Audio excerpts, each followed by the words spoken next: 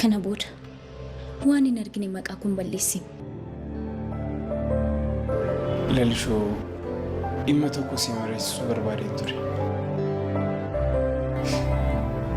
Waan jireenya keessatti nu mudatu hundaaf immoo boonyee hin dandeenyu. Ani kennaa harka namaarraa baastiin fudhadha.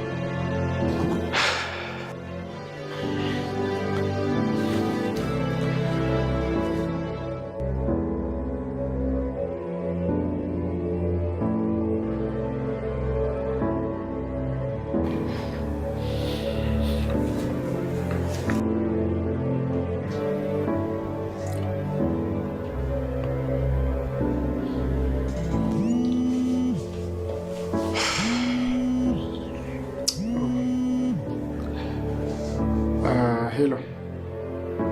Ngesimu? Sorry. Biro senini. Karachi eniki. Nandufa. Tole.